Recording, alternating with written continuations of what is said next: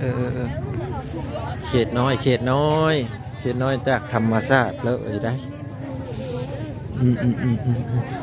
มาทางนี้เป็นแล้วคือมีไม้ยาวแท้นี่โอ้ดามเซมเอาแล้วบ่พ่อลุงเอาแล้วอันนึงแล้วเนาะคักอยู่ไหนจะได้ฮอดฤดูกาลอันไปอันนั้นเพิ่นเลิฟไปหาหน่อไม้ฮอดฤดูกาลหาหน่อไม้อยู่เสืออันนี้ฮะบ้านอยู่เสือแต่แล้วน้อยเฮ็ดขายตลอดบ่บางทีบางทีมีคนจะซื้อนะ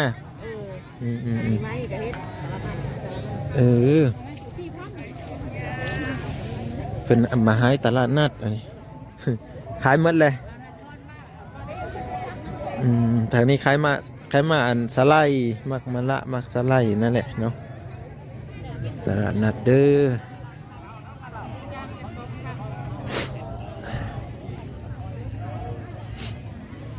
ให้ป่าให้อาหารโอ้หลายอย่างหลายเนี่ยคุณไม่ปรุงไม่พอย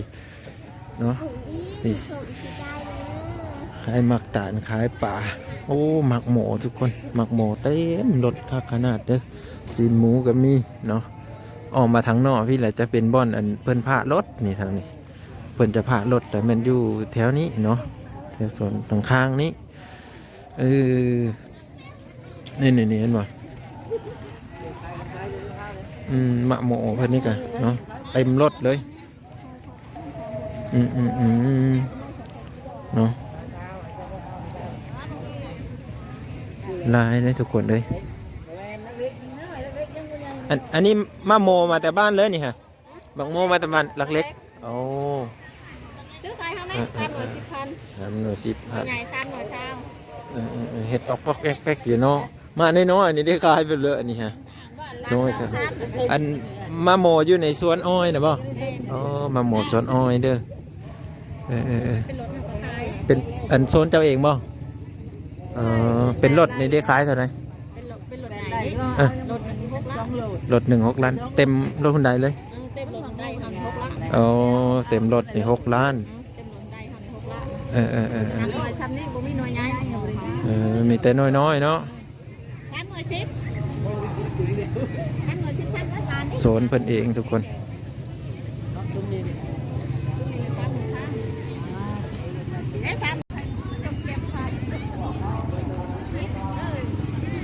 แม่ค้าให้มาแต่ง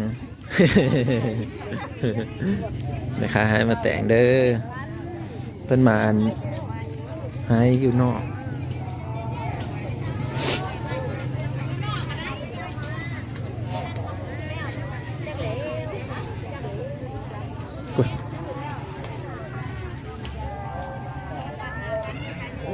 นี่ขายส้มพักขายส้มพักกะหายอีกระสุบกะหายไม่ใหญ่มันหมักขามเนาะอันนี้ไข่เพื่อเลยนี่ฮะไข่เป็ดเนาะของสาวพัน245 หน่วยเนาะ5 หน่วยสาวทุกคนมาแต่บ้านเลยเนี่ยโอ้มาแต่บ้านใต้เนาะมาแต่เช้าเลยเนาะหนาวได้พี่น้องเลยอากาศเย็นซีนเนาะซีนเอาไปปิ้งเอาไปนี่ก็ได้สมพักโหพักโบมีเมิดเนาะมาเพราะแต่มาแต่เช้าอาหารการอยู่การกินมาซอยนี่ถือว่าเมิดเด้อพี่น้องทางนี้เฮ็ดบดเฮ็ดบดไข่มดแดงเนาะแกงปลาทองเด้อฮะเฮ็ดดดแล้วเนาะเอาอยู่ตามป่าตามดงมาแล้วถ้วยละ10,000เป็นถ้วยกันนะถูกถ้วยละ10,000เนาะกินมาแล้วเด้นี่เด้ขนมโอ้กินขนมแต่เช้าลีโนมาส่งหายเครื่องบ่ดีเด็กเป็นหายพักนอกหายเฮ็ดเนาะพี่น้องเอ้ยไปแล้วบ่โอ้สมพ่อมีเห็นเพิ่นเนาะ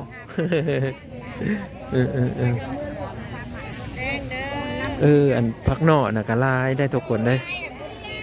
เห็นลายอยู่พักนอกนั่นพักนอกพักกาดนี่ อันนี้ก็พักอันนะพักอันนี้ก็พักขาวทองเนาะอยู่บ้านก็หายคือกันไปซื้อในโซนก็แห้งสีได้ร้ายกว่านี้แล้วเบิ่งนี่เนาะ ชูลูกแม่สิขายเลยให้ โอ้สิขายเลยอย่าพร้าวยังไม่ทันได้เลิกเท่านี้ ใจเย็นเย็นใจเย็นเย็นทางพี่ห้าบรถทางพี่เนาะโอ้ยมีไม้ห้าบย่างดี ไม้ห้าบเพิ่งกระหายทางนี้ได้ไหมป้าได้เพื่อเลยเนี่ยแหละแม่ค้าหายพักพักกาดพักเพื่อเพิ่นกระหายเนาะหายส่งตลาดกระหายคือกันนี่พักนี่โอ้ยเห็ดบดพี่น้องเอ้ย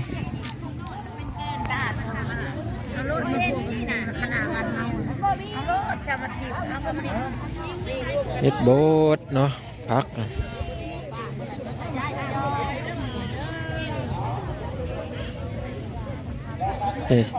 ร้านน้อยเพิ่นหายมาเกาะแน่ ได้หายอยู่บ่อีลอยไม่ใหญ่เด้เอามาคามได้หายดีบ่มาคามได้หายดีอีลอยเพิ่นหายหำพี่น้องนอนสองน้องนั่งหายหำอยู่นี่นั่งขายหำขายมาเกาะนี่ร้อยขายไปเลย5,000เด้อพี่น้องโอ้ยเอาไปตำไปเฮ็ดแจ่วเด้อนี่หลายเพิ่นก็มาขายกับแม่ใหญ่เพิ่นการ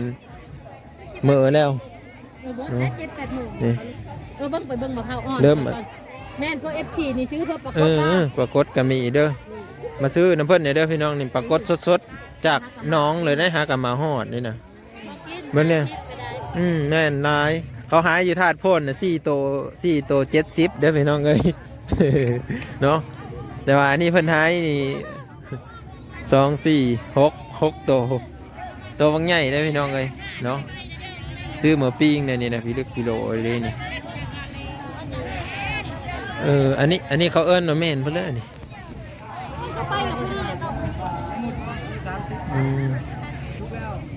เป็ดบ่อันนี้เป็ดป่าบ่หรือเป็ดโคก เนาะ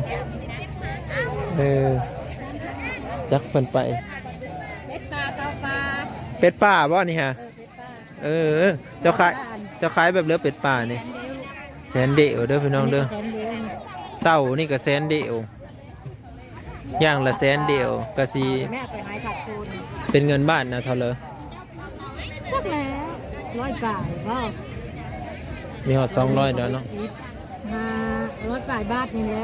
ประมาณ100 บาทเด้อเป็ดป่าเต้ากับเต้าป่า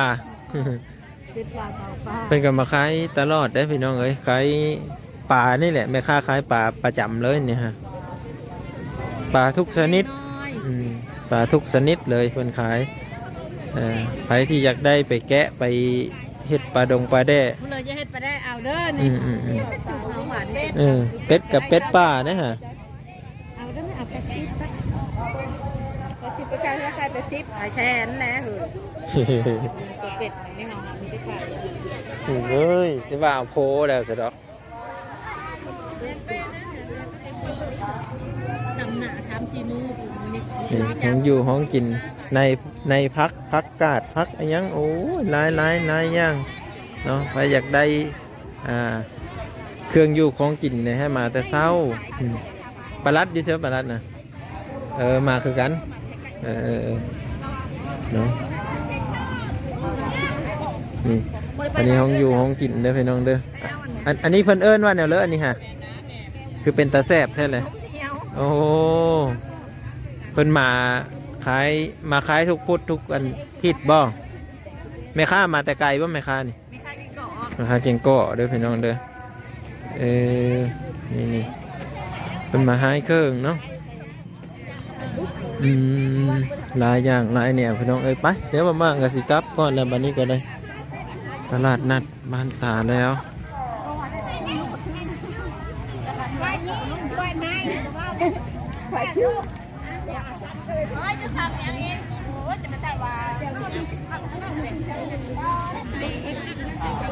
ครับก่อนเด้อพี่น้องเด้อขอบคุณFC ที่รับชมและติดตามตลอดมานะวิดีโอหน้าพอกันใหม่ทุกคน